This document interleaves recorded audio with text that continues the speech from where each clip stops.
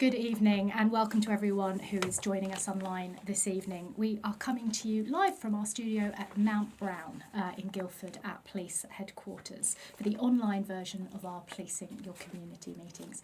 You will also notice online our BSL interpreters, Amy and Susan. We'll be switching them around during the meeting, but it won't have any impact on your experience. I'm also joined this evening by Chief Constable Tim DeMeyer, Divisional Commanders, Chief Superintendent Mark Chapman for East Surrey and Chief Superintendent John Gronan for West Surrey, as well as my Deputy Police and Crime Commissioner Ellie Vasey-Thompson. Now, we've been hosting these meetings in person in every borough right across Surrey, and tonight is the 10th in our current series and a chance for Surrey residents who weren't able to join us in person to have their say and put questions to us this evening. You're going to hear a little bit from me and then from the Chief Constable about how Surrey Police are currently doing and what the future may have in store for policing in our county before we move on to the important bit, the question and answer session, and we get a chance to hear from you. The meeting is being run live on both Surrey Police Facebook and YouTube channels, so if you do have any questions for any of us, please do pop them into the comments section. As I always say at these meetings, there may be a particular experience that you've had and you want to ask about, but please do be mindful about sharing any personal or sensitive details in what is, of course, a public forum. We're going to do our best to answer as many of your questions as we possibly can this evening in the time that we've got. If we do get a number that are on a similar question or a similar theme, then we will seek to group them together in order to get to as many possible questions and people as we can. If we don't get to your question, don't worry. We will do everything we can to get to you within the next couple of days and answer your question directly.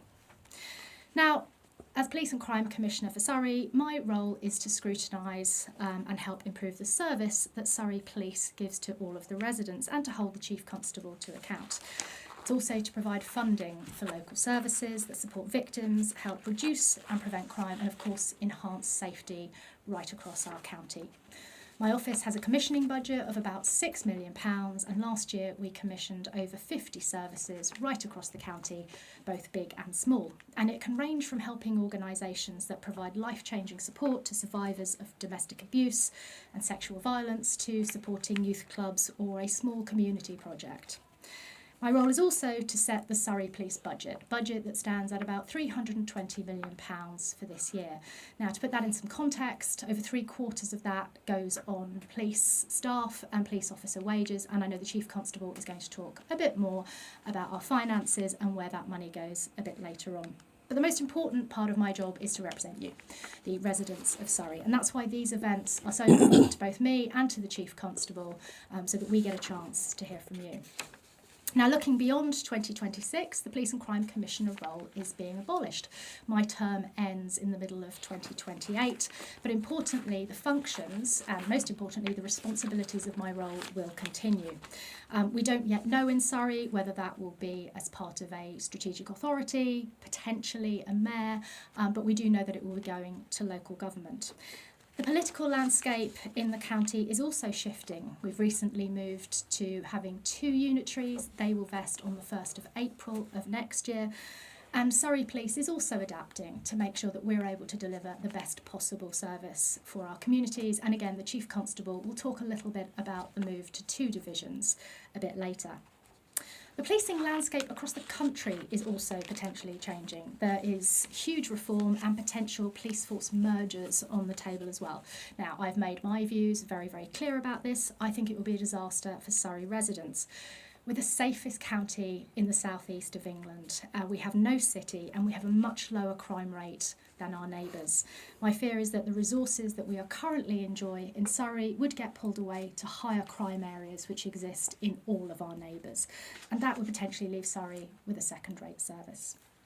I'm currently running a survey. It's available on my website and also on our social media channels. It's available, you can fill it in until August the 17th. I'll be publishing the results later in the summer, as well as telling those in government what you, importantly, the residents of Surrey, think about potential mergers. It will only take you a couple of minutes to fill it in, and I'm really, really keen to hear your views on it.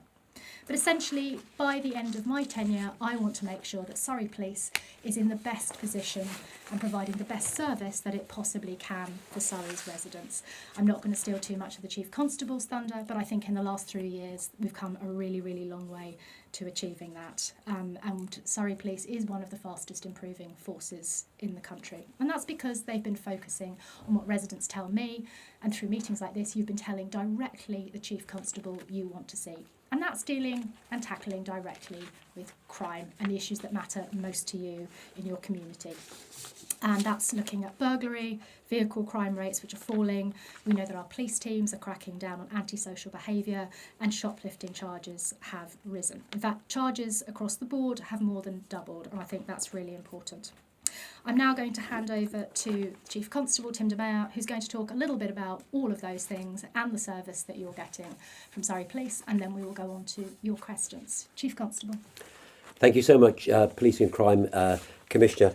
And I must say, thank you ever so much, all of you, for joining this evening. Whether online or in person, these sessions are absolutely invaluable because we always learn stuff which we would not otherwise have known. And by hearing a little bit more about your concerns, it means we can do something about them.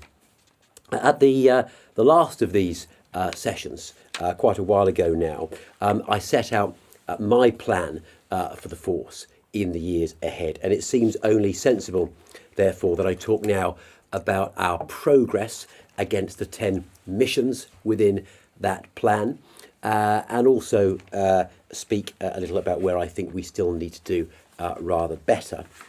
So the first area of focus for us is on crime prevention and problem solving. I'm sure you would rather not be a victim of crime at all in the first place, rather than us have to come along and investigate a crime after it has happened. And I'm pleased to report that we have continued to see reductions in the crimes which, as the PCC said, we know most matter to you, whether that's burglary, vehicle crime, and assault with injury. We have seen in recent years, in common with other areas of the country, this rise in shoplifting. And indeed, it was at one of these sessions a couple of years ago now, where a shopkeeper from a local co-op reported to us her very serious concerns about the amount of shoplifting that was going underreported. And we resolved, therefore, to do much more about that. And we've seen the number of arrests and charges for shoplifting increase enormously. But crime prevention and problem solving isn't only about those higher volume crimes. It's also about the problem of violence against women and girls, which is far more prevalent than you might suppose. It is an area of real focus for us over the last couple of years.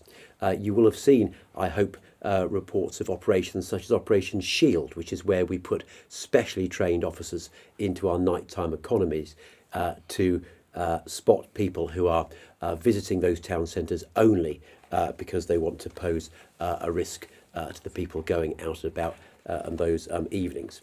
We've also really focused on domestic abuse, increasing our arrest rate, our charge rate, and our use of protected orders. I'm determined that we continue to make that progress. We've also benefited over the last couple of years from a particular focus on hotspot policing and some government funding that we got in that respect. Very often we hear the community say they want to see more highly visible policing. We can't deliver that everywhere, so we have to make sure that we deploy those highly visible resources in the areas of greatest need. And finally, we've had great success with an operation known as Clear Hold Build. Surrey was a pioneer of that approach in this country, and that involves making sure that we're using all of our enforcement activity to clear away organised crime from an area, whether that's Redhill or lately Epsom, and then working in partnership with local partners, voluntary and within the local authority, to make sure we maintain control of that area in order that it can flourish again and people feel safe and there's appropriate youth provision and more besides. Another area of problem solving which we focused on keenly and will continue to is anything concerned with the safety of our roads. We want to deny criminals the use of our roads, and we focus particularly on the so-called fatal 5 factors of speeding, drugs, not wearing a seatbelt, mobile phone use and distraction, and careless and dangerous driving, because we know how much of a concern that is to residents. The Policing and Crime Commissioner has mentioned our focus on criminal investigation. We still need to get better at this. The Inspectorate rightly pulled us up on some of our investigative standards, which aren't yet where they need to be. Nevertheless, we have moved from being, a few years ago, at the bottom of all police forces for charging suspects to now considerably up that table, with over 7,000 more charges in the last couple of years than there were previously. And those charges pertain to serious crimes such as burglary, rape, domestic abuse, and other very concerning offences. We focused very much on ensuring that we make arrests much more swiftly than was previously the case, on ensuring that our spaces in our cells are full, because any empty space there is a missed opportunity to bring in a suspect before they can harm a Surrey resident or business. So we have seen a number of outstanding suspects fall much lower, and as a consequence, the number of charges increase. And it's no accident that crime in those particular crime types has fallen as we've upheld the law more vigorously. But crime fighting isn't only about putting people before the courts. There are other things that we can do. We have a thriving criminal finance strategy, which means we're using our powers to take money away from organised criminals. And we have a very capable set of investigators in areas such as fraud, organised crime, online paedophilia, immigration crime, county drugs lines, and more besides, to make sure that we are as operationally potent as we should be in taking the fight to organised crime. We also have been aiming to improve the quality of our victim and witness care. And this is because in most of the crime we investigate, the victim is actually our only witness.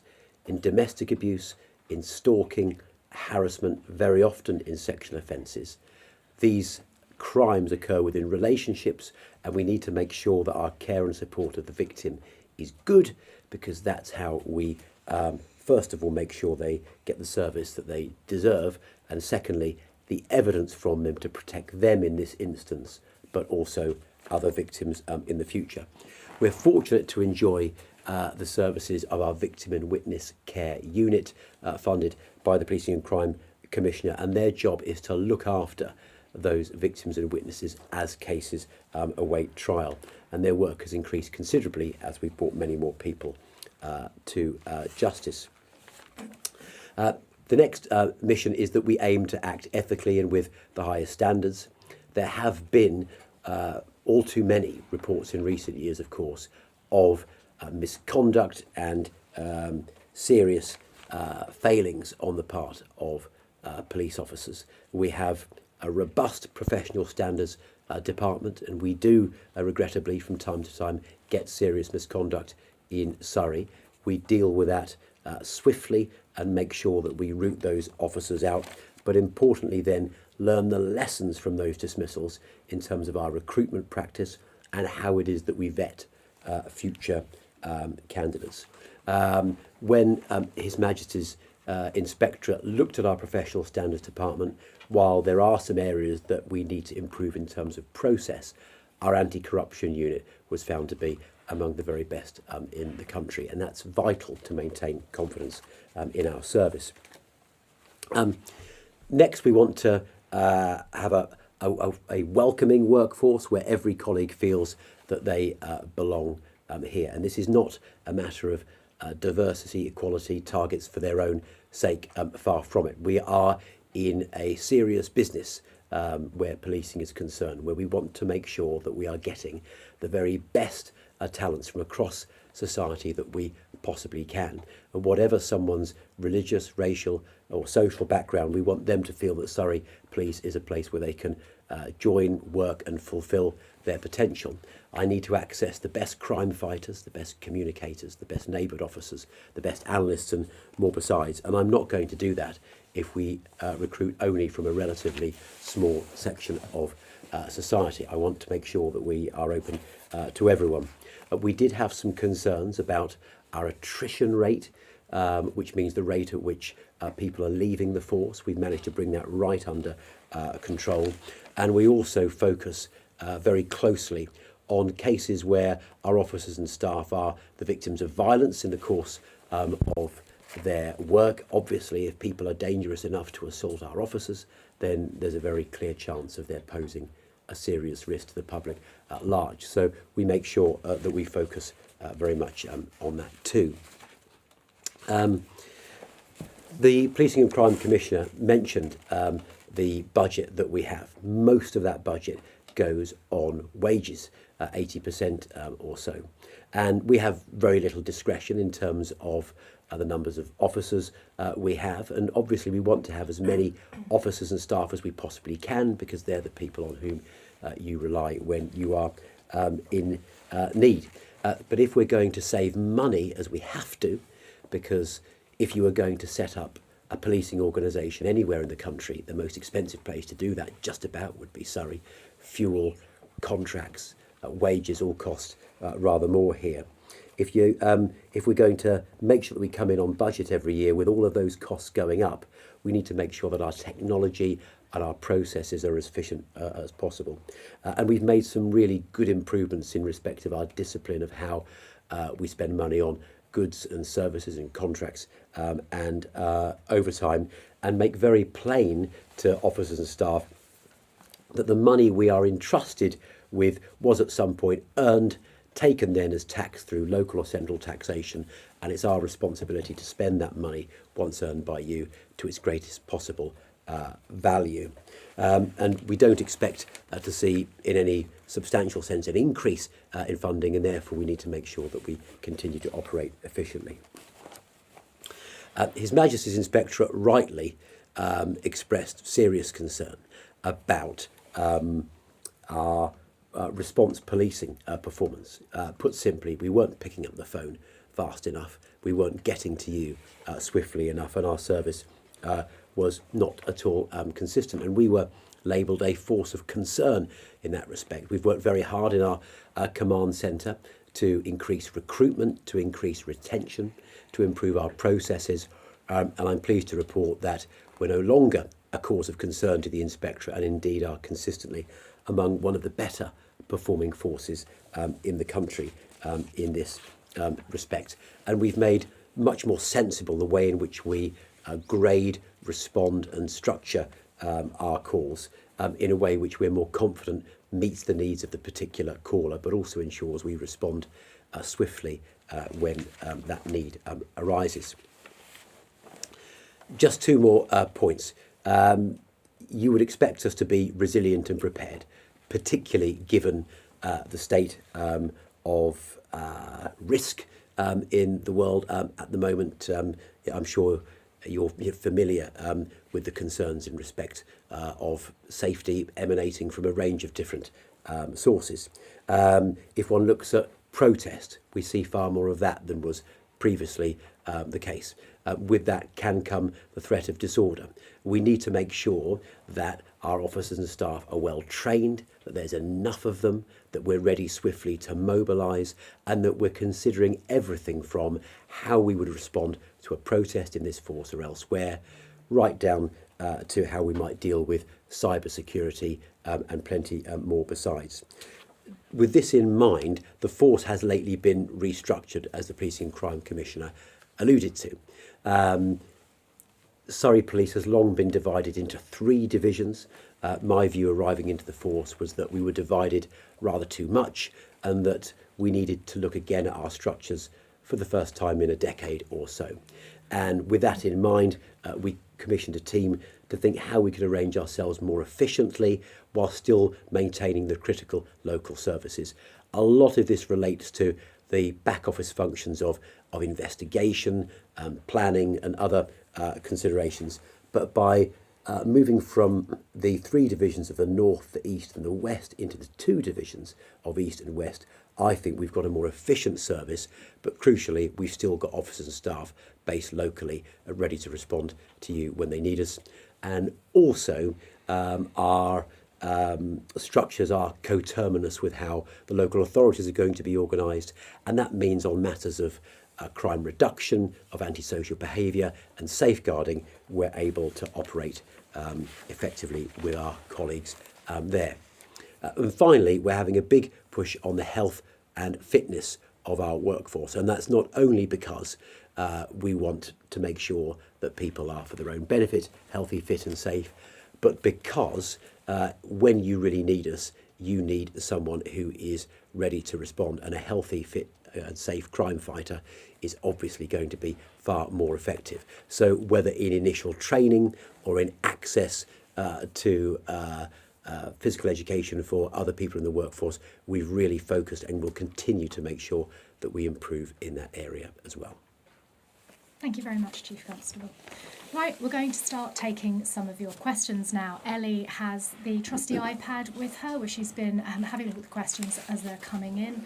And Ellie, do you want to get us started? Yeah, there's lots of questions coming in. I was going to try and group them, but actually there's lots of different topics, so I'm going to probably be a little bit more random, so apologies. Lucy on Facebook, and I know there's been lots of work going on in this space, so this will be a good one to help explain to Lucy. What can you do about a flat that has anyone and everyone coming and going 24/7? It's 24/7 every day. It's also a known drug user flat, and the door is left unlocked all day. Okay, so this sounds like a potential cuckooing situation that Lucy's talking about, which is something I know the force have done a lot of work around. And actually there's new legislation coming in, which is really good to make cuckooing an offence. So cuckooing is essentially a term that's used to describe a scenario exactly as Lucy has described, and that's what this may be, which is where somebody often vulnerable, their flat is used by a drug dealer who comes in, takes over essentially that flat. The person who is vulnerable is essentially squeezed out, and unfortunately it can be used to carry on criminality, and it may be that the person who is vulnerable, who lives in the flat, is also being coerced in other ways. So I said there is new legislation that is coming in to make cuckooing a specific offence. We're very fortunate in Surrey to have an excellent organisation called Catalyst, who work on exactly this crime and actually responsible for campaigning for the new legislation. Catalyst is an excellent organisation. You can look them up online. They're also an organisation that my office has been funding for some time. Chief Constable, it's something actually that through measures that don't necessarily always require the court, where the force can make quite a lot of headway. Yes, there's a great deal that we can do, and you're right immediately to identify it as a potential case of cuckooing. I think it's worth taking this back to first principles. We in the police and the law-abiding community, we are in a competition really for the trust and confidence of the vulnerable. And it's the vulnerable who the organised crime group will seek to exploit for their own ends. And that's almost certainly going on in a case such as that which is described by the questioner. The first thing is the absolute criticality of this being reported. It's so important that these cases are reported, because without those reports, then we don't have the information on which we can act. And then when we act on this, we earn more confidence from you, and hopefully you will report cases still more. So we need the intelligence to begin with. And then it's a matter of problem solving. It might be that there are obvious offences disclosed. It might be that there's clear evidence that we can obtain from those offences. Drug supply carries a very substantial sentence, even on first conviction for those without previous convictions. There will almost certainly be other forms of legislation that we can use to close down the premises, and that piece of intelligence which you give us will not only enable us to close that drugs house, if I can put it that way, not only enables us to bring those people to justice, but it may well be the window of intelligence into a much wider network, which will enable us through our organised crime capabilities, our partners in regional organised crime fighting, or indeed even nationally, to take down a larger network of organised crime. It will almost certainly enable us to protect vulnerable people who might otherwise have been exploited, and there's a very good chance it will enable us to take a large amount of criminal cash out of the community as well. And contrary to popular belief, this crime isn't simply displaced elsewhere. Crime tends to take place within particular conditions. If we can close those premises down, make sure that everything is tidied up, we're unlikely to see that manifest itself in Surrey elsewhere. It might be that my command colleagues here have something else as well that I've missed that we should be doing. But I'll take that on, Chief. All that the Chief explains is absolutely true, and whilst new legislation is coming in, it is a problem that we've seen over many years of individuals in our community who are being exploited by others for criminal gain.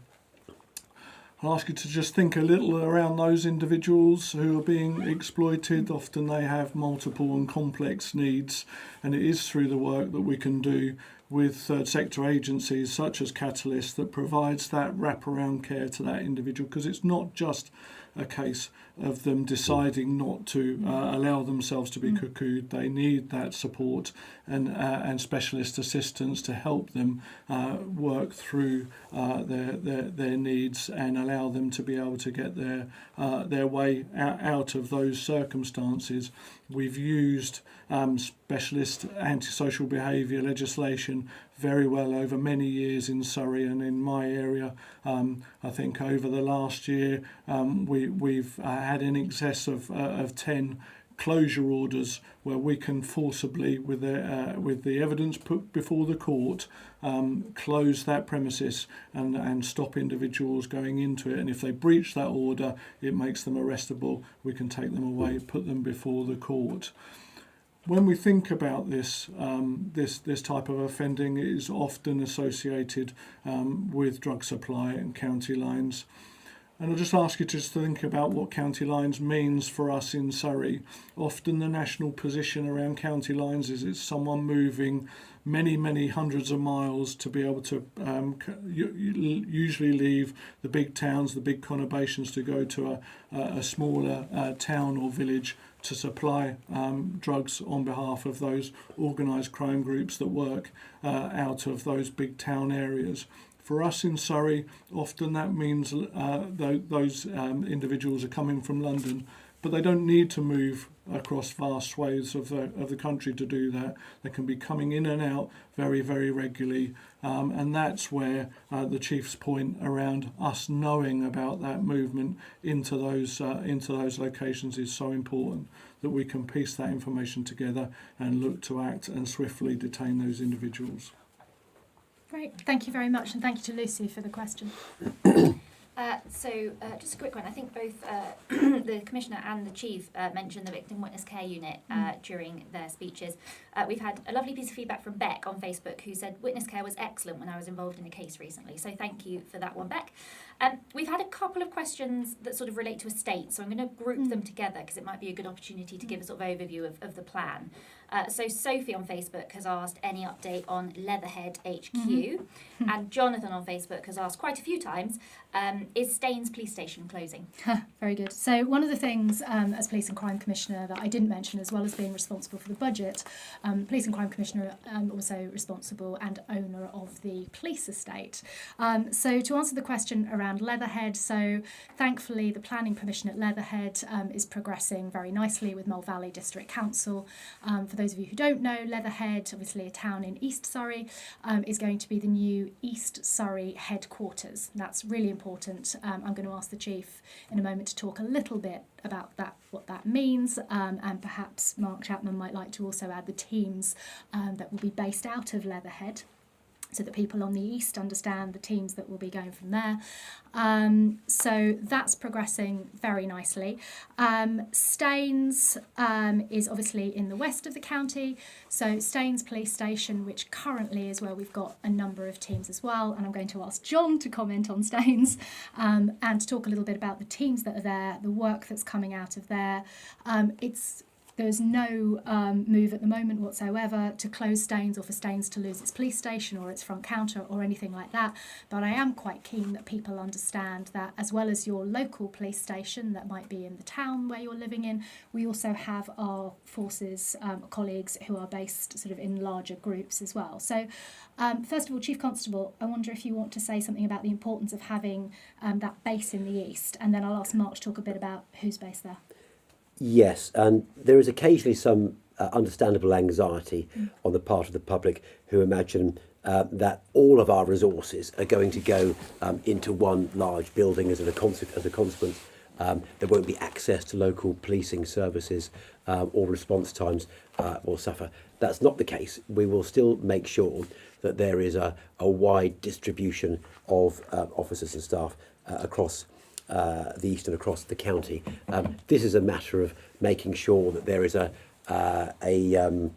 well-arranged, well-structured, decent, fit-for-purpose building from which Chief Superintendent Chapman can command things, and also it enables us to bring together some of the teams who you might not necessarily see all the time, but are carrying out an awful lot of the criminal investigation of cases such as burglary, domestic abuse, and other serious matters, to ensure that they're able to work together much more efficiently than if they were otherwise fragmented and dispersed. But Mark might be able to talk a bit more about that. Yes, much the same, Chief. We've got an exciting time over the next couple of years with the policing estate in the east side of the county, and for the first time, almost for a generation, we're going to have fit for purpose policing accommodation, which will allow our teams and our excellent officers and staff to have the conditions to go and do their very best job.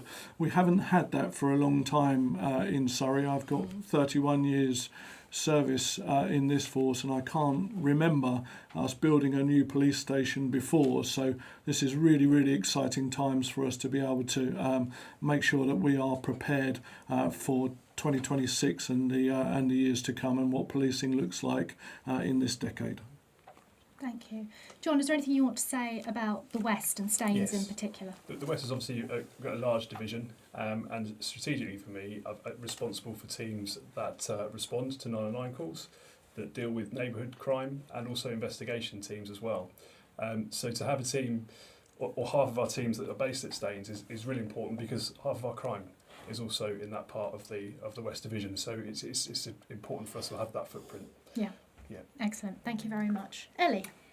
So the next question, I think, is probably going to be one for the Chief. The Banstead Swift group on Facebook have asked, why is it that Surrey Police in some wildlife crime investigations have attended scenes after the report and relied on contractor commission reports that have been criticised by the Wildlife Trust, rather than obtaining or considering independent expert evidence?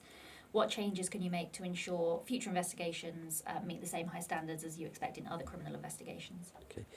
Thank you. So I'm aware of the very serious concern, which understandably relates to wildlife crime generally, and in this case in particular. And we don't in any way see this as isolated, because we know that those who pose a risk in one respect and will attack a sentient creature may well pose a risk at large, more generally, and it's often an indicator of other concerning behaviours. In this particular instance, we have carried out an investigation, and we have lately sought the advice of experts at the National Wildlife Crime Unit. Our job is to find out whether an offence alleged or disclosed is substantiated by the evidence, and to follow reasonable lines of inquiry to see whether or not that offence is made out. Those inquiries now pretty much at completion, and that expert advice having been obtained, I'm going to ensure that a senior colleague reviews those recommendations, and then we'll make a decision as to where to go from here. Whether in respect of this case or others, investigating crime requires the same basic approach. We are required to attend according to the urgency of the situation, and that requires us to prioritise a great number of cases, from domestic abuse to serious road traffic incidents, and plenty of other considerations. Then, having attended to make sure that we follow all reasonable lines of inquiry to determine whether or not an offence has happened, then properly to assess that evidence often then in consultation with colleagues at the Crown Prosecution Service, whose job it is to decide whether or not a case proceeds to court. And it may well be that in cases such as this or others, we have to obtain expert evidence as well. But the watchword here is impartially following those reasonable lines of inquiry and then making a decision at the end. And that's what we'll do in this case. But because of the particular public concern, I am going to ensure that it's looked at by a very senior colleague. Thank you. Thank you, Chief. Jane on Facebook has asked or said, independent bodies such as the ICO and HMIC FRS have identified areas where Surrey Police can improve transparency and governance. How is the force ensuring that these findings lead to measurable changes? So that's HMIC FRS, is His Majesty's Inspectorate of Constabulary and Fire and Rescue Services. The force has recently been inspected. We've had what we call our Peel report relatively recently.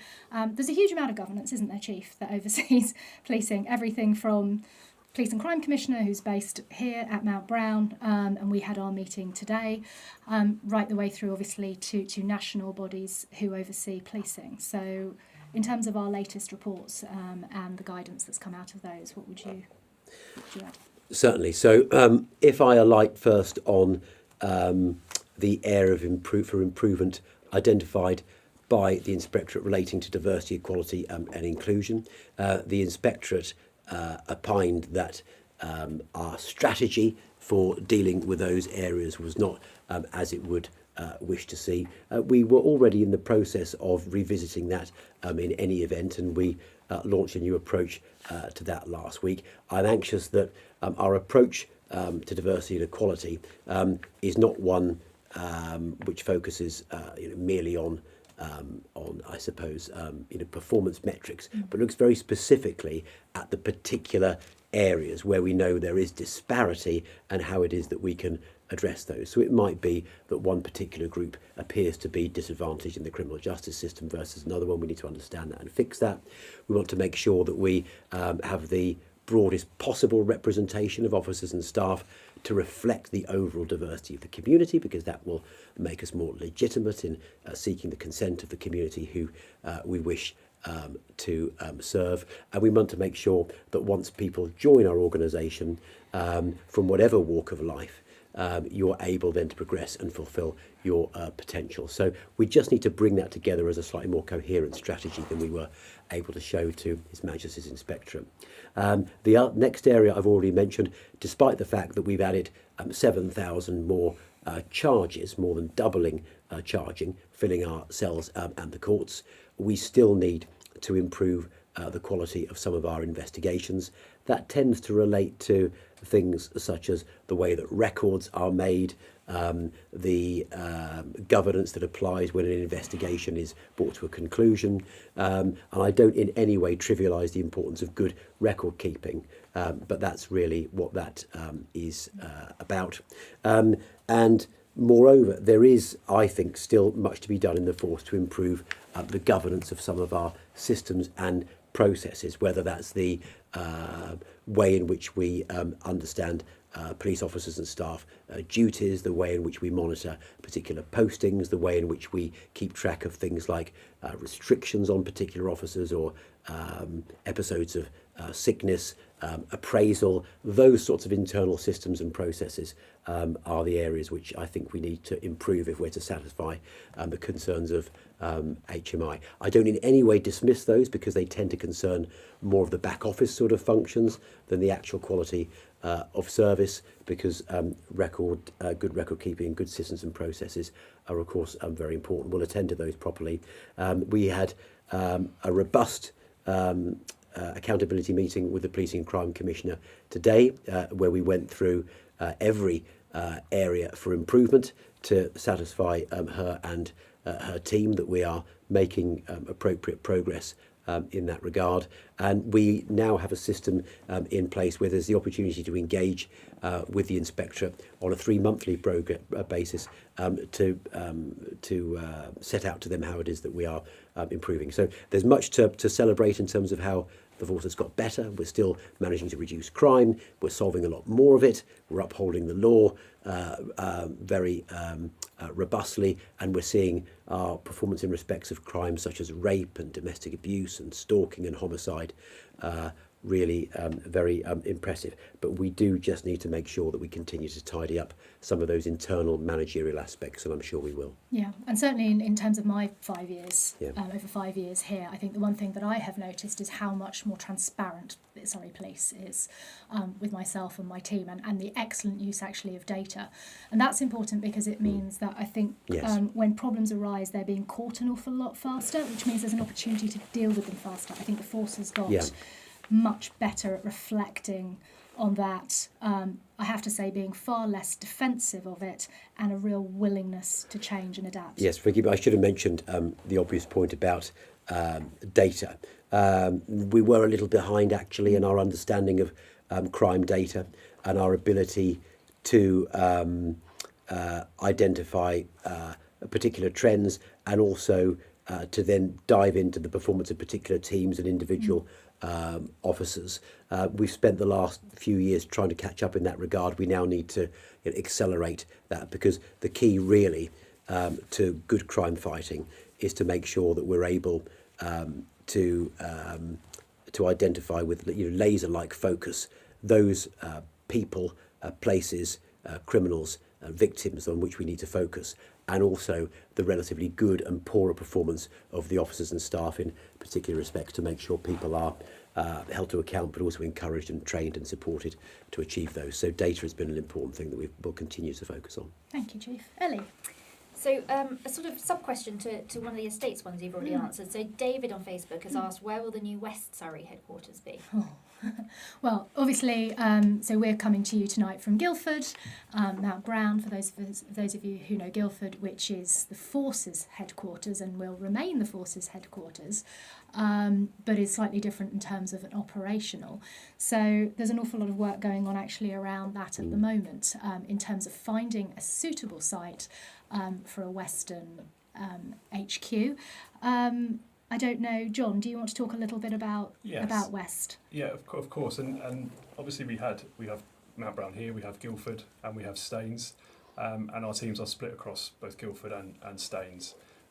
My management team, we split across both stations on a daily basis and make sure that leadership is visible to those staff that work there. That works for us at the moment, and as the PCC says, we are looking for a site, but that is going to be many years away from where we are now. So it works for us now, and it will continue to do so for the foreseeable. Great, thank you very much. Ellie? We've got a couple of questions relating to sort of child protection, so I'm going to put them together. The first one's a longer one, the second one is a shorter one. So Daniela on Facebook has asked, how do you accelerate cases for children? Unfortunately, a child apparently was failed because they needed to be cross-examined, but because it was 3 years after the fact, it was felt it would be too traumatic to do so. They were 6 years old when the crime occurred, and as a result, the perpetrator has walked free. What's the issue with maybe the team that handle this? How do you make sure things like this don't happen? And then I'm going to lump on a question which, just trying to find it, came through, I think it was on YouTube, which was, what is the force doing to ensure that a Stephen Ireland case never happens again? Okay, we'll start with child protection, that first one, because actually that's a really timely question, because there's an awful lot of work going in to make sure that the teams that work on child protection and that look after some of our most vulnerable residents in Surrey, that is absolutely fit for purpose and fit for policing in 2026. Chief Constable, do you want to talk a bit about that one first and the work that's been going on that Kate Hyder and colleagues are doing? Yes, so I've not been in policing quite as long as Mark, but very nearly. And my early career was spent somewhat in dealing with matters of offences against children. So those formative years were spent learning the lessons of cases such as Victoria Colombier and other similarly tragic matters. And it is a challenging area. But without knowing the details of this particular case, these are the things which immediately occur to me which would ensure that we are able to get the evidence from the child victim as soon as possible and bring that case to justice as soon as possible. First of all, it depends very often on the courage and the bravery of a parent or a carer or a school or some other agency operating with the child to make a report, and to make that report as soon as there are concerns, in order that there isn't too great a passage of time which blunts memories and can make it, not always but on occasion, more difficult to bring proceedings. The next thing that we need to ensure that we do is to work extremely closely with our colleagues in social services, because often we have to carry out investigations in parallel, getting the same evidence but for slightly different legal processes. So that information sharing and decision making between us and our colleagues in the local authority is absolutely critical and needs to take place swiftly. The next thing which I think is critical is the earliest possible engagement with colleagues in the Crown Prosecution Service. Whilst the Crown Prosecution Service ultimately makes a decision as to whether or not it should be a charge, we find that in these sorts of cases where we have specialist officers speaking to specialist lawyers at the outset of an inquiry, it can make the investigation that much more efficient, because the investigation then is able to focus on the sorts of things which the lawyer advises us might well come up at the trial. It might mean that we carry out a fuller and better investigation, which means that the suspect, if guilty, would plead so. And then these cases also, whilst not factually complicated, are very often legally complicated. They can involve, for example, the need to obtain third-party material from hospitals, educational settings, and so on. They can involve the need to produce a lot of material for the criminal case, which is quite burdensome. And we're doing a lot of work in Surrey, leading the country, in fact, in terms of a more streamlined approach to some of the ways that we gather that information, which, while it sounds quite technical, is one of the things which, if not done efficiently, can add many more months to the case file preparation. So I think it's a combination of those things to steal as much time as possible to get the case before the courts. But both colleagues next to me have very considerable experience in the field of criminal investigation and may well have other thoughts. I'll just offer a couple of thoughts and then pass on to John. The Chief earlier in his opening section talked about being resilient and prepared, and since 2020 in this force we've had a dedicated child abuse investigation team, which we've refined more recently to come under a dedicated child abuse senior management team. So we're making sure that our officers are as best prepared to be able to deal with some of the most horrendous crimes that any of us could ever imagine.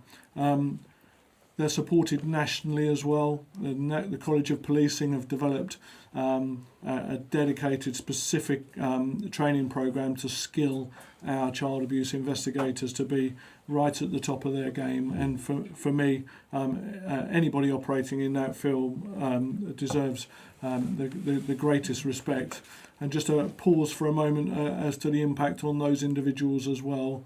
They come in, day out, and are confronted with some of the most horrendous things that policing brings. So it's our job to make sure that we are looking after those individuals, to make sure that they're ready to serve every single day. The only thing I would add is around early engagement with defence as well, brought in by the Attorney General back in 2020. That can identify quite early on what the issues in the case are and reduce potentially the need for cross-examination later on. However, such are the nature of these cases and the trials as they play out, that won't always be the solution. But it's certainly something that our officers will consider. Thank you. The second part of the question was about Stephen Ireland. It was. Who, for those who don't know, was a Surrey resident, is now serving time at His Majesty's pleasure for a significant number of years, well into double figures, following a court case in Guildford, at Guildford Crown Court, where he was found guilty of abusing a child, which was thanks to Surrey police officers finding that case. I know a huge amount of work went into getting that case to court, and then through, I suppose, the lessons that apply to Stephen Ireland, and I suspect the reason we're being asked about Stephen Ireland is Stephen Ireland did have was a public figure in Surrey, of course. He was the founder of Pride in Surrey, and I know that in itself has meant there have been a lot of questions around it, particularly around policing. I think, Chief Constable, it's probably only right that we address those briefly. But essentially, the reason that Stephen Ireland is now serving over 20 years at His Majesty's pleasure is because of the good work of Surrey Police in that investigation and making sure that the court was presented with the evidence that was able to put him away. Yes, regrettably, we can't guarantee that there won't be such cases again. Regrettably, though extremely rare, we do see these type of cases, and as Mark has described, we have a team of officers who heroically expose themselves to this sort of material every day in the hope of bringing people to justice with considerable success. The answer, however, really lies in what we've just set out. It's about the courage of people in coming forward, the exemplary support and care for those when they do, the making sure that you've got officers, which wasn't the case, let's say 25, 30 years ago, who are highly trained and extremely well practiced in dealing with this subset of offending, and that there is good partnership working between the police, the social service and the Crown Prosecution Service to accelerate through all of the bureaucracy which might otherwise entail swiftly to bring the person to justice. And I don't know how we might comment more generally on what's implied by the question, other than to say that that the very clear message to colleagues in this force is that we are servants of the law, that everyone is equal before the law, and it is our responsibility to investigate without fear or favour, regardless of how powerful or connected the person might appear to be. And that is what we must be committed to do, and what we absolutely are committed to do. And I think this case demonstrates that that's exactly what we will do, and that we'll follow the evidence. Thank you. It's also worth, of course, mentioning it's not just police officers, it's police staff, whether it's our forensic staff, our staff in our paedophile team and the images and everything that they have to deal with as well, which is important. Ellie? Yes, I'm going to stick with the sort of theme of vulnerable people and sort of complex investigations. So if you've asked a question about something different and you think I've missed it, I haven't, I will come back to them. Please do keep the questions coming. We're going to go completely to the opposite end of the age spectrum now. So Audrey on Facebook has asked, what about elderly abuse and the time it takes to investigate? And I know Audrey's also commented saying she's had a bit of a nightmare with adult social care, which obviously isn't policing, but sort of how do we help support and safeguard vulnerable adults? Okay, and that's really important because, of course, the most vulnerable in our society will often be those who are the very youngest and don't have a voice, and also some of the other end, as Ellie says, some of our older residents who are either living on their own or are perhaps in a care facility. And elder abuse is something that I know the force is focused on, and something that my own team have looked at, and we support organisations including Hourglass who specifically work in this area. Chief Constable, elder abuse is something that has come to light more recently, I think it's fair to say, in recent years, particularly with national scandals that have taken place outside of Surrey, but as we know, Surrey is not immune to anything. Just because it hasn't happened here yet doesn't mean that it won't. But it's something that is important, and I know that officers are very careful that, in terms of knowing what to look out for. Again, reports are really, really important. And of course, elder abuse can be everything from physical abuse through to coercive controlling behaviour and financial abuse as well, can't it? Yes, and since I've spoken rather a lot, I will give colleagues the opportunity to speak a little bit more about the work of our adults at risk team. But it's a very similar set of considerations to child abuse. So the attending officer at any incident, and it might be one which is about something apparently quite separate from from the abuse of an elderly person or the abuse of a child must nevertheless be wise to the vulnerability which exists in a given situation and ensure that we make appropriate reports to colleagues.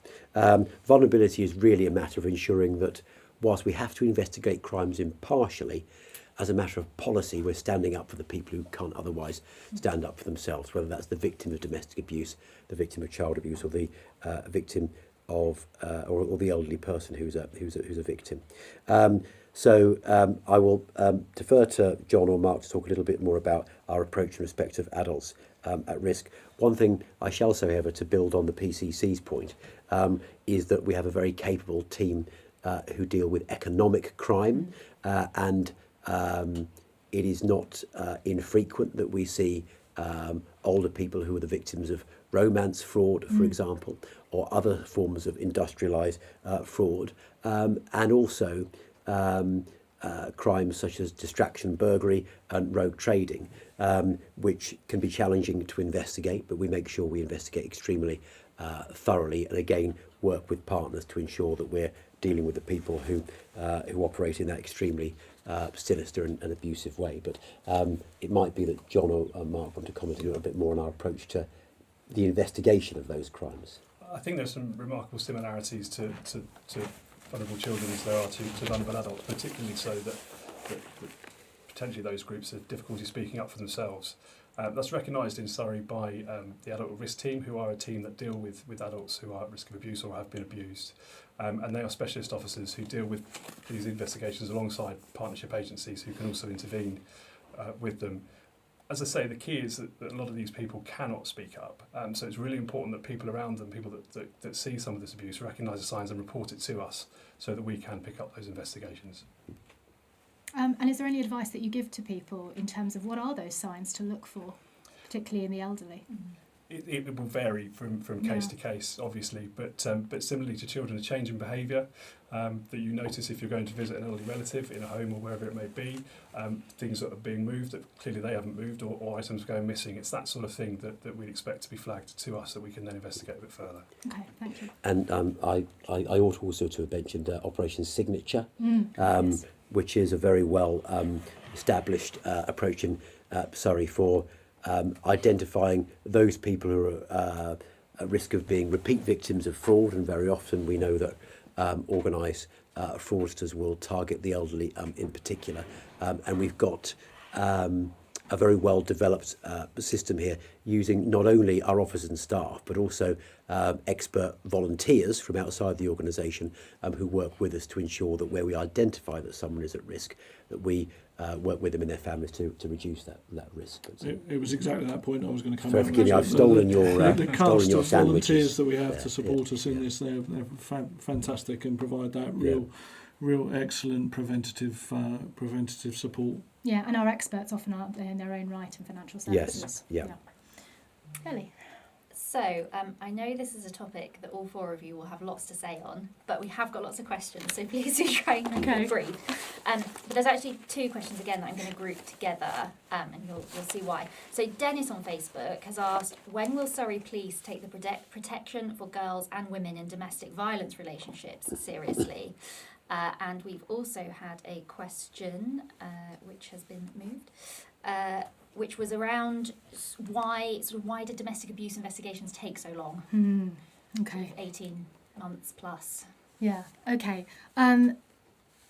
Right. I'm going to start with the second one first. Why do they take so long? Chief Constable, I mean, one of the reasons, and you've talked about this quite a lot actually, particularly in our previous 9 meetings that we've had around the county so far. And one of the things that I'm always struck by when you talk about it is the fact that early in your career, when you were in the Metropolitan Police, you were primarily dealing with victims and perpetrators who didn't know each other. And now within policing, overwhelmingly, you are all dealing with victims and perpetrators who do know each other, and where there are vast amounts of mobile phone data, truckloads, aren't there, of mobile phone data, and where you have that relationship and that huge amount of data and evidence, it does take longer, doesn't it? It can do, certainly, and the PCC is right. This is just my experience, but it seemed to me that earlier in my career, most of the cases we investigated tended to concern people who weren't intimately acquainted, you might say. Whereas now, I think the majority of cases that we deal with, whether in terms of domestic abuse, stalking, harassment, sexual offences within the relationship, concern people who are thus acquainted. And there is an almost ubiquitous line of inquiry now in all of those cases, which concerns digital devices. Very often the case will pivot on what was thought, what was believed, what was understood, what was consented to. And a legitimate line of inquiry in those cases can be the examination within clear parameters that don't intrude upon privacy, the devices of those involved. That can elongate investigations. I challenge the premise of the question somewhat, because not all domestic abuse investigations take anything like that long. We have been determined swiftly and drastically to improve our response to violence against women and girls, and domestic abuse is a critical subset of that. We make many more arrests for domestic abuse than was previously the case. In all of the talks where I address officers on domestic abuse, I make it plain that there are 3 rules. Number 1 is arrest, number 2 is arrest, and the 3rd is arrest. We are in the business of homicide prevention, and it is our job to take the vanishingly brief opportunity which that case presents to protect the life of that victim and potentially future victims in what might be otherwise a cycle of abuse of many of many years. There are certain safeguards and processes which pertain to domestic abuse in how we deal with the CPS, which don't necessarily apply to other cases, and I know that nationally those are under review. And it's not only a matter of bringing cases through to the criminal justice system. There are also other ancillary orders that we can use to control the behaviour of the suspect. But it's a sobering statistic that we go to more domestic abuse most weeks than we go to shoplifting.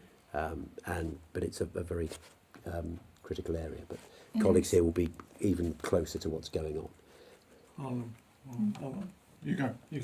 I was going to say, with domestic abuse, it's often very difficult for the victim in certain circumstances to actually give us all of the information and all of the evidence that we need, and they are often the main bulk of that evidence and information.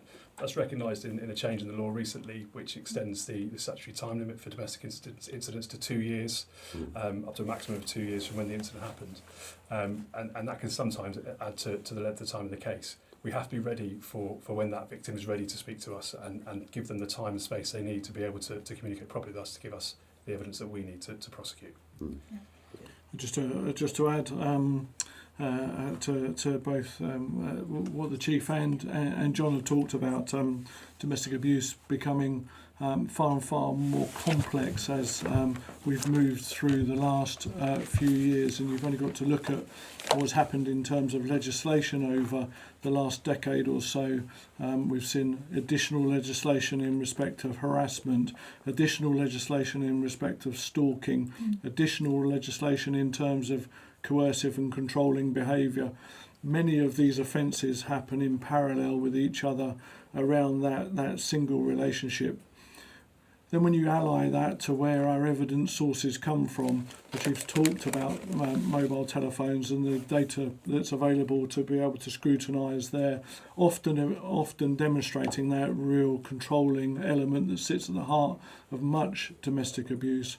But not only that, as we walk around our streets, we see ring doorbells, we see vehicles with cameras on them, we see far more available data sources and evidence sources for us, which can take time for us to collect, analyse and make sure that we are securing the best evidence to be able to base a prosecution.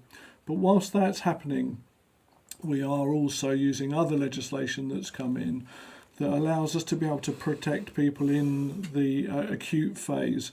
Domestic violence protection orders that we can apply for, be awarded by the court, that allow a 28-day window for somebody to be able to get the further support they need from outreach providers, seeking further court orders to be able to elongate that protection that's provided to that individual. So whilst domestic abuse, as the Chief says, has become more and more prevalent, the society has been moving with that.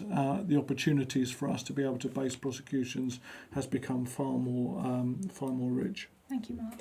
And just if I may emphasise the absolute importance, whether you are yourself a victim or survivor of domestic abuse, or you know someone who is, of reporting these cases.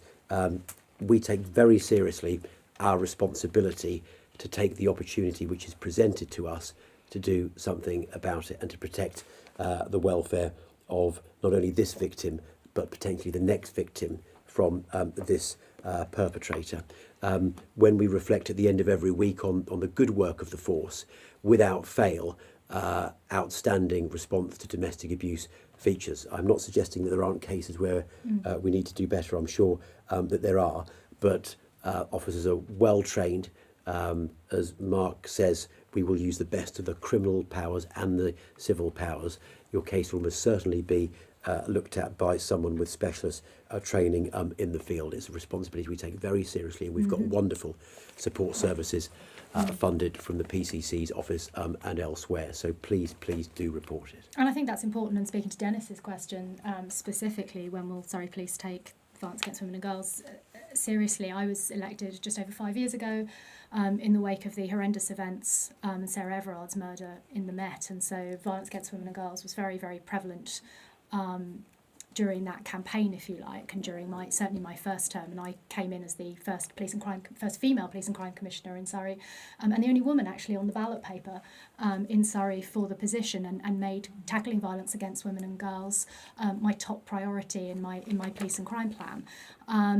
And I came into a force that was grappling, I think all police forces were really grappling with some real challenges around violence against women and girls, how we dealt with it as policing, and how as police and crime commissioners we dealt with it as well, and the governance that we applied to it. And so it was always front and centre, and I have to say, and it was an important part of the interview process 3.5 years ago when I interviewed the Chief Constable, who was one of the candidates for the role, and one of the reasons why I appointed Tim DeMay as Chief Constable was because I felt that the Chief was speaking very much from the heart, seriously and genuinely, about not just a desire but a need to tackle violence against women and girls that went beyond some of the rhetoric that perhaps I'd heard in policing previously, but actually got to the real heart of how important it is to tackle it. I think that tackling violence against women and girls, if it's possible to say that there's anything that the force takes more seriously than anything else, I would say that this is the issue that the force takes more seriously than anything else. It's certainly where the bulk of my commissioning funding has gone over the last 5 years, and that's supporting everything from East Surrey Domestic Abuse Service, the services on the West, Domestic Abuse Refuge, the Rape and Sexual Assault Service, which is based in Guildford, but services the entire county, working very closely with Surrey County Council on whether it's accommodation or what they need. It's something that Surrey Police takes at least as seriously as any other police force, if not, quite frankly, more seriously. And as chair of the Criminal Justice Board, the court process and the criminal justice process, and making sure that there are courtrooms available at a time when we know our courtrooms have been really squeezed in terms of space and allocation of judges, it's a standing issue at that board as well to make sure that those cases are dealt with. So I have to say, I think violence against women and girls is treated incredibly seriously, to the point where I now found 5 years in that actually the criticism that I get online is that Surrey Police, I have made it so that Surrey Police only cares about violence against women and girls and doesn't care about violence against men and boys, which of course isn't true. So Dennis, I thank you for your question. It's been good to be able to address it. Absolutely, and of course we had representatives from our domestic abuse charities on the interview panel for the chief, Yeah. and also on the interview panel for the new deputy chief earlier this year. I'm going to slightly abuse my position in the chair just to share a fact with you that I stole from one of the assistant commissioners in the Met a few years ago. The chief mentioned the complexity around phones in investigations, in modern investigations, and I think you'll probably find that in 99.9% of investigations nowadays there is a phone involved in some capacity, whether that's domestic abuse or most other types of crime. So just to illustrate how complex and time consuming those investigations can be because of phones, if you printed out all the information available on a standard iPhone in size 10 font, double-sided onto A4 paper, piled it up, and then laid the pile down horizontally, it would stretch all the way from New Scotland Yard to Canary Wharf and back again. And that's based on 5 pieces of A4 paper measuring 1 millimetre in depth. So that's the amount of information that has to be processed from just one phone, and a lot of these cases involve more than one phone. Sticking on the sort of victims theme, David on Facebook has asked a few times, I know he's really keen to get this question out, and actually it's quite a concerning question, David. David says he's been a victim of a serious crime, but he's had no support because the crime happened in another part of the country. And obviously this illustrates how good our victim witness care unit is compared actually even to some other forces. David said, please can you raise it at the highest level that victims of crime deserve support when they live in different areas of the country as well, so they don't get forgotten about when it comes to the support that they need. Yeah, David, I'm really sorry to hear about this, and it is a real challenge, and we talk an awful lot about how safe Surrey is. Comparatively, that it's the safest force in the southeast, it's one of the safest counties in the whole of the United Kingdom. And whilst we're very proud of our position, of course, the other side of that is that most other forces in the country are not as safe, and therefore there are many more victims, unfortunately, in other parts of the country.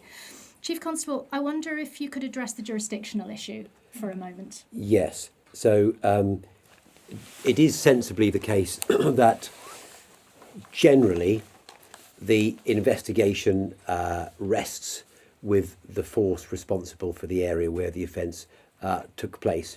And in most cases, one would expect the care and support provided by the investigative team in whichever local force where it happened to be sufficient. I don't know these particular circumstances, of course, but I can imagine cases where there might be a need to engage the services of the police force where the victim actually resides, perhaps for reasons of security or protection or safety.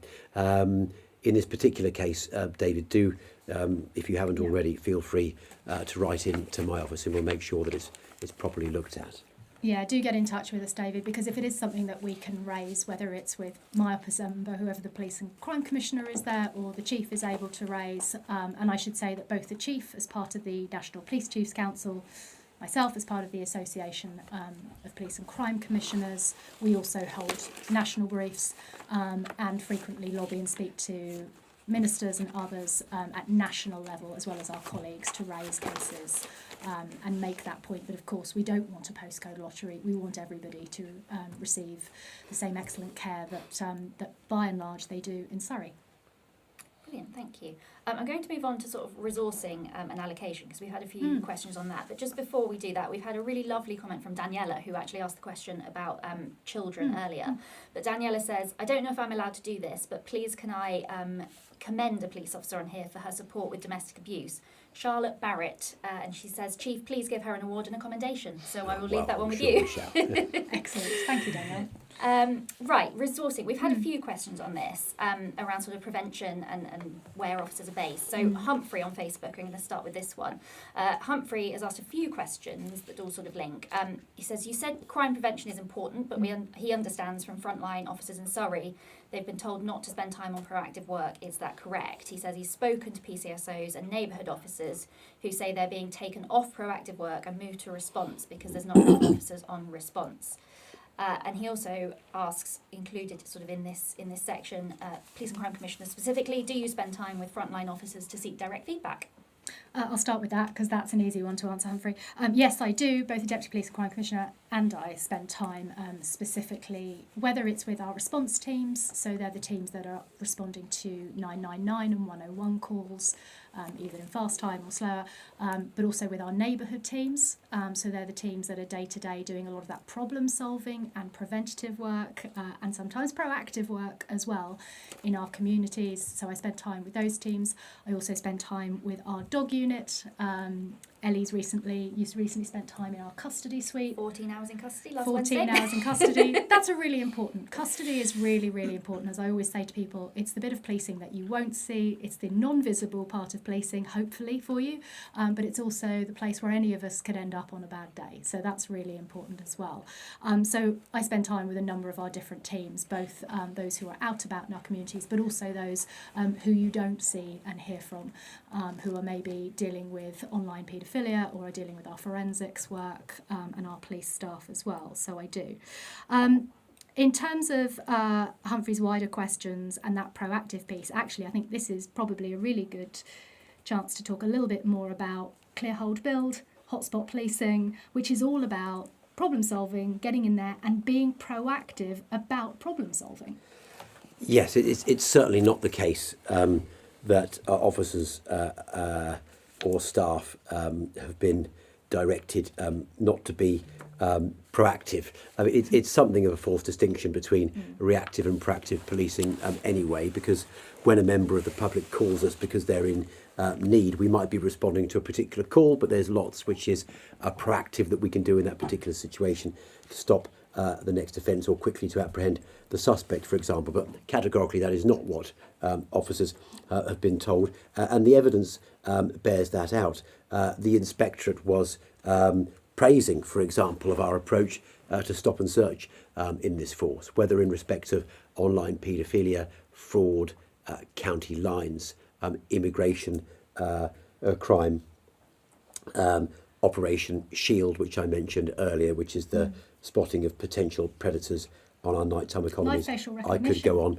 and That's yeah, another you're good quite right. Live facial recognition, which is our deployment of facial recognition cameras, which have enabled us to identify wanted people or sex offenders in breach of their conditions. There is an enormous amount of evidence of the proactivity of the force. Of course, given the choice, every Chief Constable would want more resources, but we're realistic about the likelihood of getting those, and we have to then police with what we've got. But as I mentioned earlier, the public understandably want to see more visible policing. We can't deliver as much of that as we would wish, but we have increased visibility in particular hotspots. We've looked at particular areas where there is high crime in some of our towns, and as has been described through initiatives like Clear, Hold, Build, taken out the organised crime in the area and re-established good partnership working and provision in that area. There is an abundance of evidence from our roads policing team about how it is that we target drug and drink related driving at particular hotspots and at particular times of the year. And also the Chief Superintendent colleagues here will attest that our relatively new Deputy Chief Constable has been very eager to encourage colleagues to be much more proactive in the gathering of intelligence and the engagement with our communities, notably our town centres, where we understand there is concern about the emergence of certain types of premises. So I would certainly refute the notion that any officer has been told not to be proactive, and also I think we can point to quite a lot of evidence of our having been so. I was with our Learning and Development Department the other day watching brand new officers being trained by experts in roads policing, and they were impressing upon those young officers' minds the importance of using their roads policing powers for no insurance and defect vehicles to take the use of the roads away from criminals. So I don't doubt we could do more, but I think there's plenty of evidence of it. And I think it's come up, hasn't it, during our in-person PYC events, Yes. where the borough commanders have spoken about specific proactive campaigns that they've been doing, whether Yes. it's around shoplifting or around knife crime. I've certainly been out with the roads team and they've done proactive, Yeah. whether it's stop and search. Or something called Op Tramline, which of course is aimed at stopping those in the roads who are using their mobile phones while in their vehicles. There's a huge amount of proactive work going on. I don't know if you want to talk about anything that's happening on Division, because of course we don't want to give too much away. No. Just No. before you go over there, sorry, I'm just going to bring in a couple more questions because Yeah. I feel like you're going to answer them in your answers anyway. Actually, Emmanuel asked exactly what you just referenced, Commissioner, which is what is Surrey Police doing to stop people using their phones when driving? You see lots of people in stationary traffic completely ignoring the traffic in front of them. And for the divisional commanders, David on Facebook has said, in Cobham, there's a concern expressed regarding police presence. Are there PCSOs there? So if you could weave into your answers to those questions. I'll pick up. So Op Tramline is an excellent operation that happens between Highways England and police forces around the country. Again, without giving away too many of the tactics, it is about being on the motorways and being on some of our busiest roads and being able to see it and collect evidence and then immediately deal with people who are using their mobile phones. And you're absolutely right, there are too many people doing it. I called 999 on my way into work the other day because the gentleman in front of me at the lights coming off at junction 10 was both holding his mobile phone and he went through a red light. You were hands-free. I was hands-free. I was hands-free. I called 999 and gave the registration number because, yeah, he was both using his mobile phone and going through a red light. So there are absolutely proactive operations around that. But yes, divisional colleagues may want to talk specifically. In terms of PCSOs in Cobham, yes. And if you go online, you can see when their meet and greet events are, and that's where you'll find them if you don't see them specifically patrolling around the streets. On the subject of proactivity, I just wanted to mention OPPEPA, which is something that we started in the West, and it's looking at those hairdressers, top barber shops, tanning shops, vape shops that we know are often backed by organised criminality. That is led by our neighbourhood teams. They proactively gather intelligence. That has led to several partnership visits with immigration, with HMRC, and with other partners to try and disrupt that organised criminality, and that wouldn't happen if they weren't proactive, and that's now across West Surrey and the rest of the force in the East as well now. So yeah, I want my neighbourhood teams to be proactive. They are the eyes and ears of our force, and they gather that intelligence that leads to all of our proactive operations, or many of them. Yeah. Can I just return to the premise of the original question, which I think was neighbourhood resources being pulled off to Please. attend response calls. So, first of all, it's just to say that the force is under our most recent force restructure that the Chief talked about in his opening, have invested in neighbourhood enforcement teams, so dedicated officers whose responsibility is to be out proactive and doing the kind of work that John talks about under Operation Pepper. But of course, demand for policing ebbs and flows, and we sit here having come through or still at the tail end of our third heat wave of the summer, a World Cup, other set-piece events such as the Derby dragging our resource, and other things such as the protests that we've seen at various sites across Surrey, taking our resource to police those events. It must remain the principle that if people phone 999 and request a call for service in Surrey, that we respond, as the Chief says, being there for when people need us. And we'll continue to do that with all of our people. And so as that demand gets more and more, you would expect us to be using all of our resources to be there at the point of absolute need. Thank you. Brilliant. Just before I put the next question, I'm just going to mention a couple of names. William Bagnall on YouTube, you've asked a question about road safe and average speed cameras. If you could drop our office an email, I will happily pick that up for you. I don't think we necessarily have someone in the room at the moment who would know the details of that one, so if you can drop us an email, I'll pick that up. And equally, Kelly on Facebook, I think you've left lots of comments, but there's no actual questions, but if there is a specific crime or issue that we can help you with, please do contact the office. So, on a sort of similar resourcing question, but more about crimes themselves, Paul on Facebook has asked, how does Surrey Police allocate resources to crimes? It often feels I report crimes and it's almost never responded to. Does Surrey have the bandwidth to even analyse and respond to every report coming in, or are some ignored instantly, only concentrating on what he terms big ticket items? This is a really good question, particularly in light of the recent HMIC report and the potential over-recording, Chief, and the data we were talking about earlier, and the importance of data. Certainly. So the attendance at crime and the speed at which we attend is governed, as you would expect, by the threat and risk posed at the particular time, with an obvious prioritisation in favour of urgency and where, for example, a crime is happening there and then, or there is a risk to someone's life.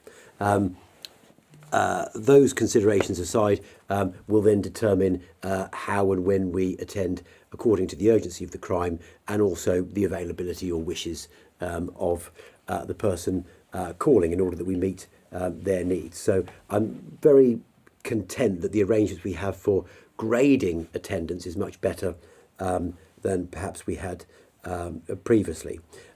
As far as kind of big ticket items is concerned, well, of course, we want to make sure that our crime detection performance, if I can put it like that, in respect of things like burglary and rape, homicide, obviously, other forms of serious violence, is as high as it can possibly be.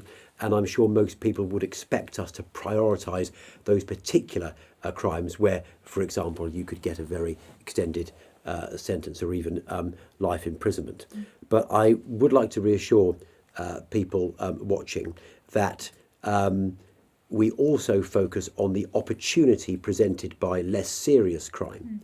Because if there is a good line of inquiry for a criminal damage or an apparently more minor assault or a shoplifting, then we must and will still follow that.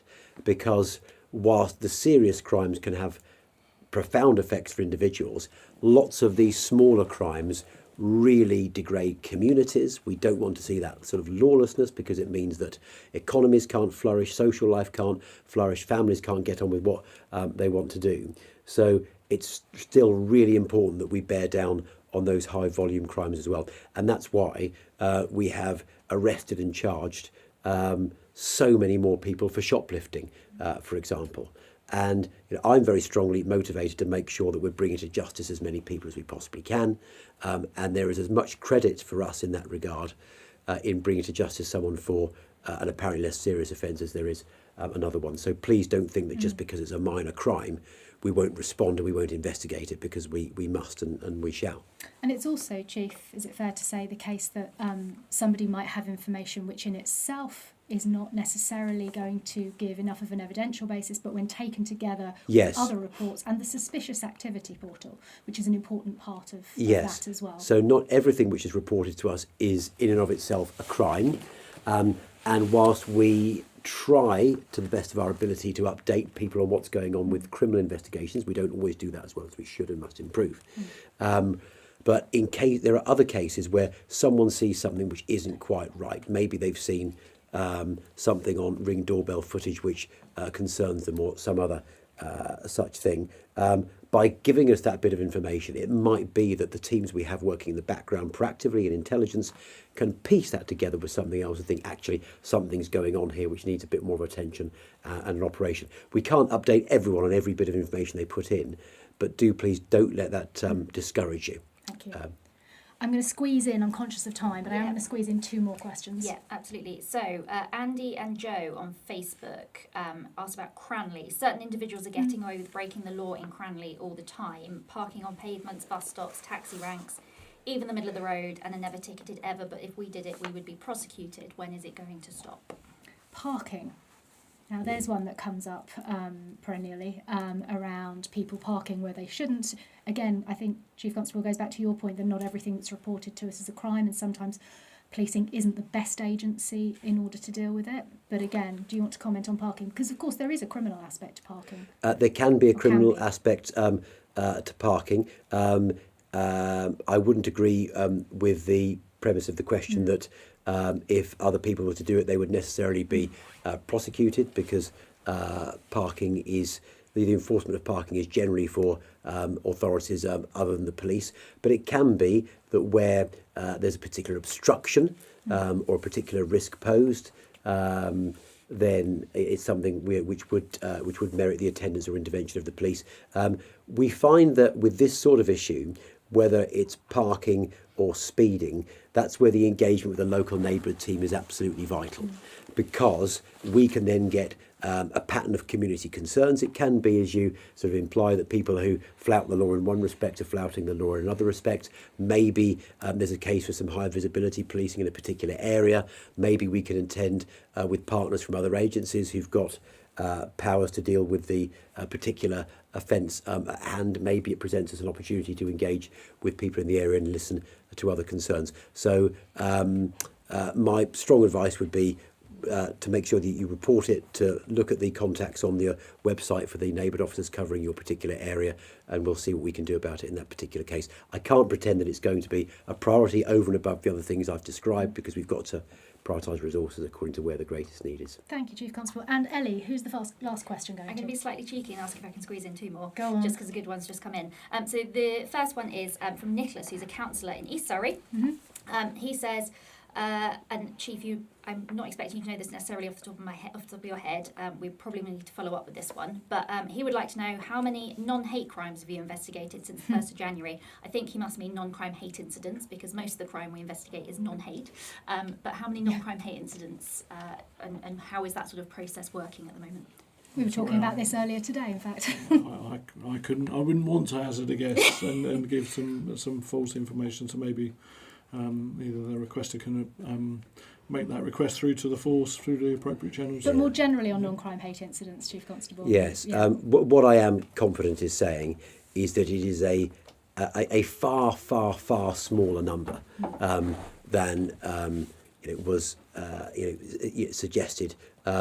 Not significant enough, materially to take resources away from other critical areas of criminal investigation, and as a consequence of the concern expressed about this particular policy, we are moving to a different set of arrangements where I think the investigation of those cases will be even fewer.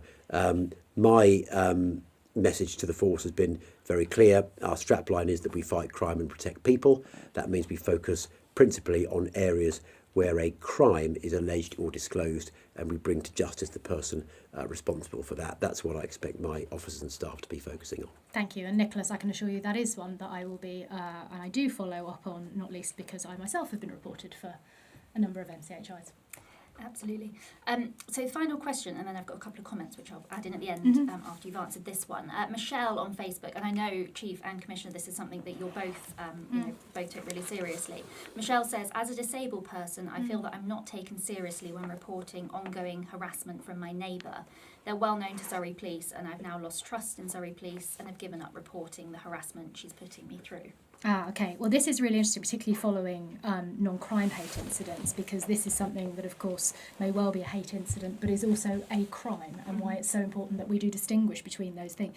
Now, hate crime, Chief Constable, is something that the force has taken very seriously. We have a hate crime lead.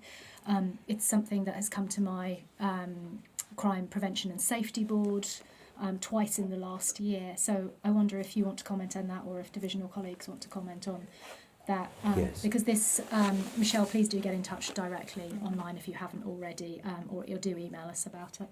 Yes, please do. And whether, it will come to my office ultimately from the Policing and Crime Commissioner's office, so whether to her office or to mine, and we'll make sure it's properly looked at. The PCC is right. We have upped our game, to be frank, in respect of hate crime investigation. We've seen considerably more outcomes as a consequence. We have a very able lead officer for this area who made sure that all colleagues went through an appropriate programme of training.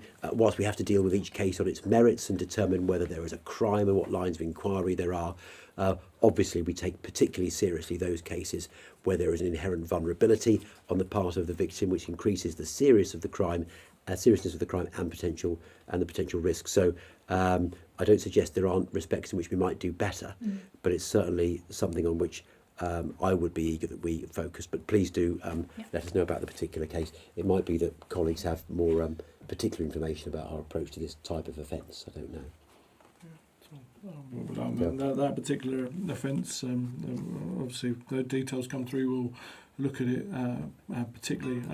Just in the question, just the one bit for me is, and just tying it again back to what our plan says, is that I think it was Michelle was the questioner, felt that she wasn't taken seriously because she was disabled, and that's what we really need to get to the heart of, because we want to be an inclusive force, inclusive internally, inclusive externally, and making sure that every member of the community has a voice. So that is as important in that particular example. Thank you. I'd just say in harassment generally, it can be absolutely crippling for you from a victim's perspective in terms of how it affects you in your life. So we do take those seriously. And when the victim themselves is targeted because of a protected characteristic, that sort of amplifies the impact of that crime. So I just reiterate that we take it really seriously, and we'll wait for those details to come through. Yeah. And if it is West, then we'll make sure it's dealt with properly. Thank you, Michelle, and please do get in touch directly with us so that the force can pick that one up and come back to you on it. So I'm really sorry if we haven't got to your questions. There are a few more around fly tipping, people not sort of receiving the convictions that they probably should do. We will get to those on the social media channel that you've posted them on. You will still get a full response. I'm really sorry we haven't got around to them today. There's been lots of questions coming in, which has been great. Just a couple of comments I just wanted to share with you before Commissioner wraps up. Kath on Facebook says, I'm a Surrey motorcycling resident. Thank you to the officers who organised the Bike Safe courses. Their fantastic engagement with the biking community, and I personally have benefited enormously from it. Thank you, Kath. That's brilliant feedback. And if you are a motorcyclist in Surrey who's not yet done one, please do look into that. They are really beneficial. And Councillor Winkup on Facebook has also said, and this is a really nice way to end, I'd like to thank all officers involved in the incident today on Bell Farm Way in Hersham. And all of our officers are out there working tirelessly all of the time. So thank you to all of them from us. Lovely. Thank you very much. Thank you very much to everybody who's taken the time this evening to watch, or if you're watching back later, thank you for taking the time to watch us. If you do have any other questions, whether they've been answered this evening or you have other questions that we haven't got to, or you haven't got around to even asking us, please do get in touch on all the usual channels. We will aim to come back to you on all the questions that you've asked tonight in the next 48 hours. But as always, if there's anything else that you'd like to tell us about or ask us about or talk to us about, please do get in touch with us. Thank you to everybody, both in the studio and outside, for your time tonight.